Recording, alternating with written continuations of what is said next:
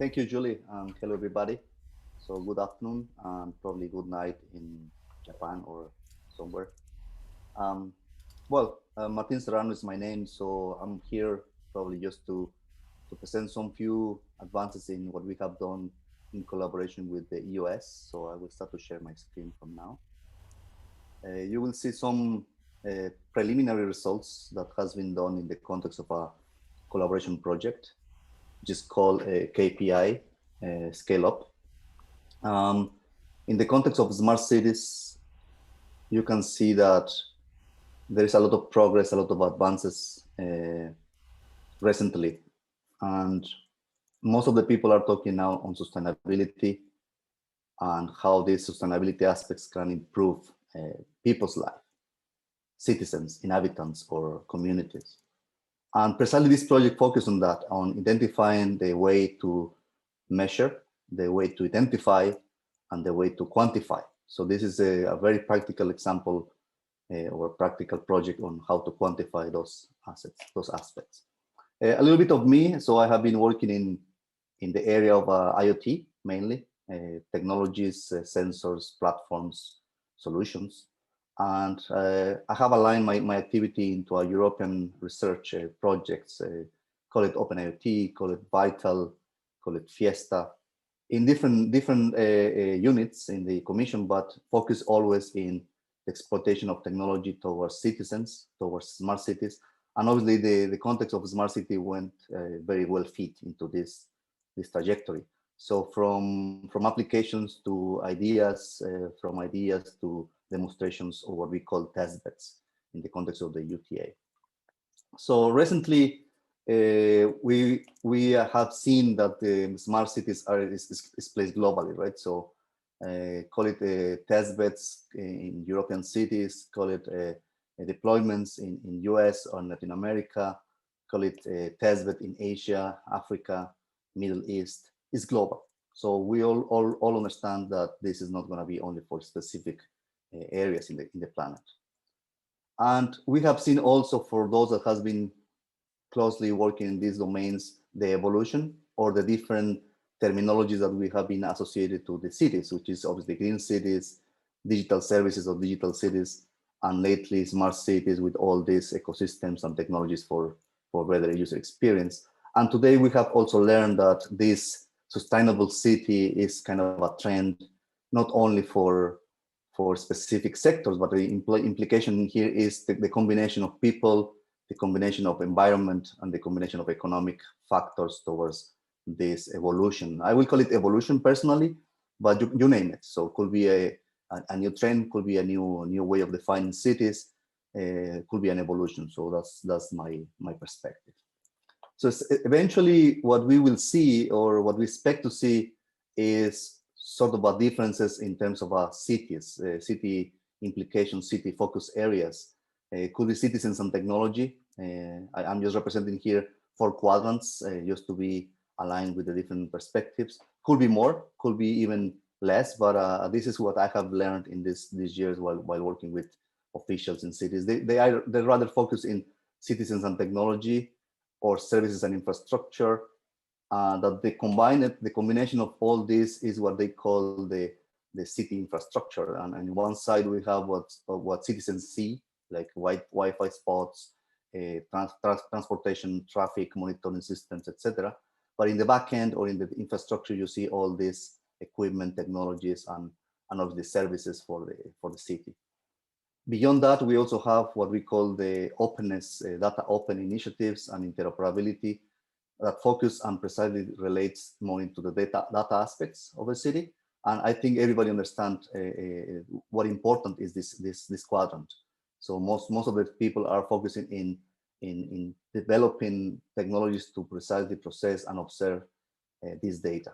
But very few of them has focused in quantification of this data, either because it's a big data set, because the technology was not ready yet in that time, or because now we have AI that we expect to solve this problem, but there's still a gap in this data processing. And obviously we have the policy and good government in resolving these issues from a more high-level perspective. I'm focusing more in this part in a concept which is called the current situation of smart cities. So unfortunately, all cities try to replicate others. I mean, this is a reality. And something, as a consequence of this trend, many people has been disappointed. So many cities has been in a backlog in terms of progress in their cities. All ones has been successful, depends on the investment.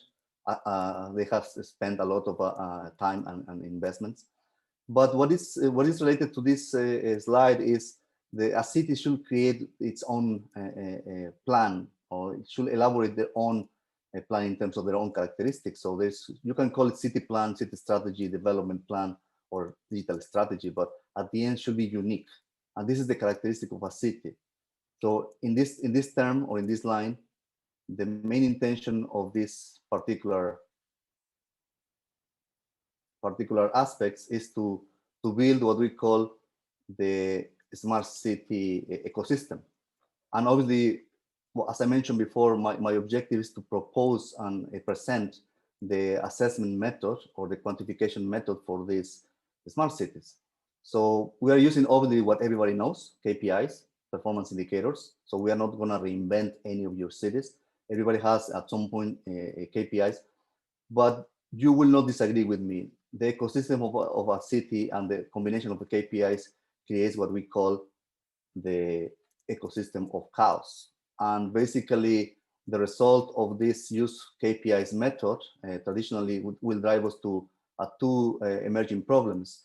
Either a city which is created with a big number of technologies and solutions, and the inhabitants are very low in terms of using that and exploiting that technology, or the opposite. So we have big cities with the less of the technology, efficient technology, but is not capable to cover the inhabitants' needs. And all these ecosystems will at some point collapse and not evolve in a good way. How we can innovate this process, or how we can even revert the process of these problems. We quantify, so the idea is to quantify these KPIs, transform this combination of different KPIs into a more holistic approach that can be mapped directly to a different standard. And what we call in this case is the standard holistic KPI. So this holistic KPIs is a common vocabulary, is a common standard that we are building between Europe and US in collaboration to precisely define cities from a quantitative perspective, make objective assessments from a holistic KPI approach, and define a maturity level. So this is one of the main applications of this holistic KPI work. Where we are in this work, we have achieved to have this collaboration with NIST in the US. I was there in the beginning of the year, and we start to elaborate this research from this trajectory of experience, particularly Soko Bori, which he's the leader on the Global City Team Challenge, the equivalent to kind of the initiative on smart cities in the US from the White House. So this is a very top-bottom approach in the US. While here in Europe, we have different initiatives and we are working together towards different organizations. But nevertheless, we agreed, or we create this common framework, which is basically the data exchange, a very data-centric approach to have a framework that can be extended, can be adapted to quantify and classify the cities. So the idea is not to create differences between cities, but at least to understand what are the different needs of the cities. And of course, as an extension, we can look at the visualization of this quantification method. We uncover in the development of this methodology that can be applicable to many domains, because obviously there are domains that are not considered smart city domains, but still we can apply this same methodology, call it industry domains, call it energy domains, or call it agricultural domains. But of course, the main trajectory or the main objective of all this method is the smart city domain. And then we have what we call the city data quantification value. And by having this value, you start to imagine that we will have a set of categories, a set of elements that will help us to identify those gaps and progress on that. With the current KPIs, the idea of here is you will transform your KPIs into holistic KPIs by following this methodology. And of course, the whole year has been done to document, to perform what we call the documentation process of this holistic KPIs method. We have identified and differentiate performance metrics, KPIs for performance, KPIs for evaluation or for services, and KPI for impact. So this level 3 is the most crucial in our work that has not been done in other initiatives, because the impact is the societal aspect and the economical aspect of the KPI. So just to give an example, it's a small flavor on what these 3 levels looks like, or what these 3 categories looks like. So let's focus from the economic aspect. So every city wants to look for an economic growth and generation of jobs. And of course, there is some relationship with different subsystems or different platforms, or let's call it subsystems, that has transportation, buildings, waste, whatever is the relationship is unique for every city. So this is the benefit of this methodology. You will identify, you will define, following the methodology, these relationships. And at the same time, you will attach this to different technologies like sensors, networks, platforms, data itself, computation capacities, cybersecurity systems, and so on. So all these lines represent relationships that are not visible either from the individuals or from the technology side. But in this methodology, we will quantify these methods, and we will collect from this data, we will model these relationships that exist, and we will characterize. We are able to characterize and quantify the number of relationships and the number of systems. The main result of this methodology, because today is just a small introduction, is to have an index, what we call holistic city data index, which can be applicable for any of the KPIs for any of the data of the cities that you have, or even if it's not a smart city, can be an urban area that pretend or want to go into the direction of a smart city by having this index.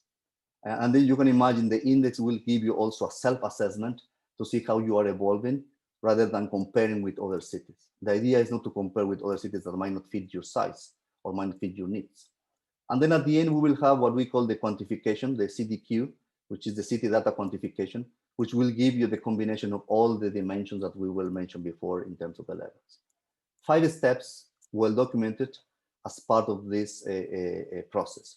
Now, what are the potential applications? Because at the end, remember, this is a collaboration between the White House via the NIST and the European Commission via the NGA Explorer, that we will be able to provide free of use, because it will be a methodology that will be accessible to any individual, any industry, any organization like UTA. And that was the first approach I came to Levent and Bernard.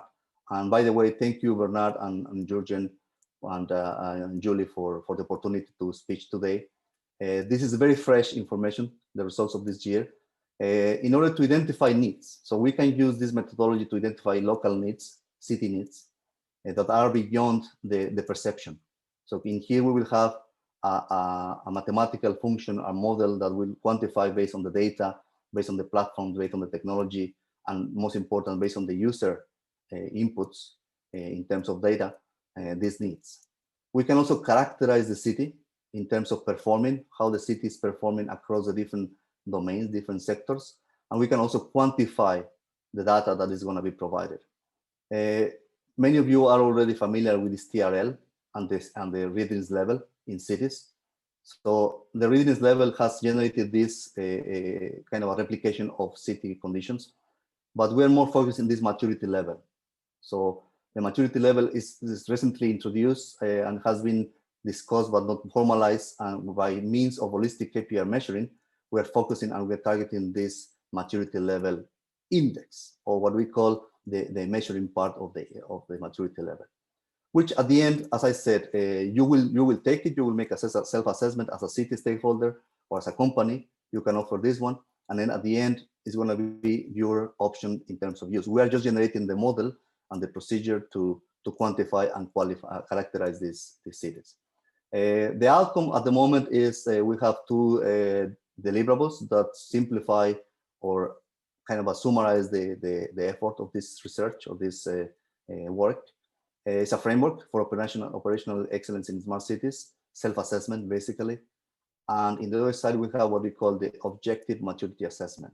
So we are not competing each other between cities. With this methodology, you should be able to evaluate and define your city index, so your maturity level as a term of index.